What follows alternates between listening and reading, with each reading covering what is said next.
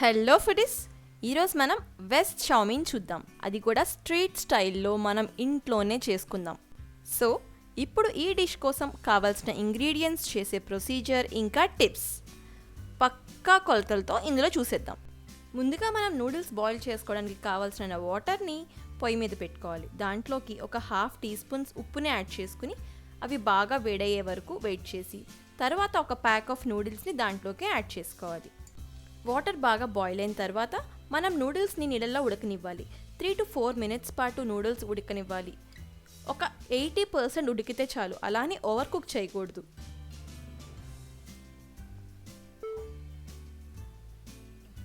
మరీ ఎక్కువగా కుక్ అయిపోయినా మెత్తగా అయిపోతుంది, నూడిల్స్ తినడానికి బాగోవు.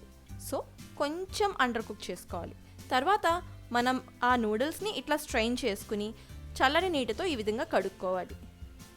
ఇదిగో ఇలా స్ప్రెడ్ చేసుకుని ఒక పక్కన పెట్టుకోవాలి. ఇప్పుడు మనం ఒక వాక్ లేదా పాన్లోకి 2-3 టేబుల్ స్పూన్స్ నూనెని యాడ్ చేసుకోవాలి. ఆయిల్ మొత్తం పాన్ అంతా స్ప్రెడ్ అయ్యేలాగా స్ప్రెడ్ చేసుకోవాలి. ఆయిల్ బాగా హీట్ అయిన తర్వాత దాంట్లోకి 1 టేబుల్ స్పూన్ అల్లం వెల్లుల్లి, 2 పచ్చిమిర్చి చీలికలు వేసుకుని ఫ్రై చేసుకోవాలి. ఉల్లిపాయల్ని సన్నగా ఇదిగో ఈ విధంగా తరుక్కుని యాడ్ చేసుకోవాలి. వాటిని బాగా వేగనివ్వాలి. ఉల్లిపాయలు మెత్తగా అయ్యే వరకు వేగనిచ్చి తర్వాత దాంట్లోకి మనం స్ప్రింగ్ ఆనియన్ వైట్స్ని యాడ్ చేసుకోవాలి.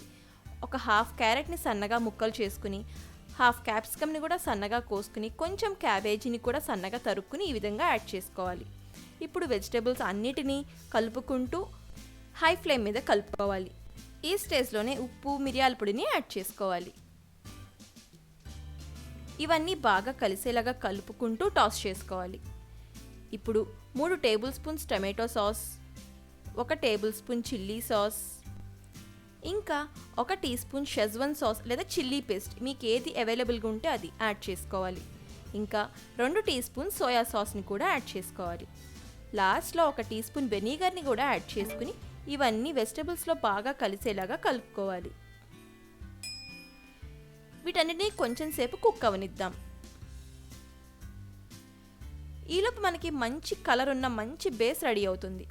ఈ స్టేజ్లో మనం ఆల్రెడీ కుక్ చేసుకుని పక్కన పెట్టుకునే నూడిల్స్ని యాడ్ చేసుకోవాలి.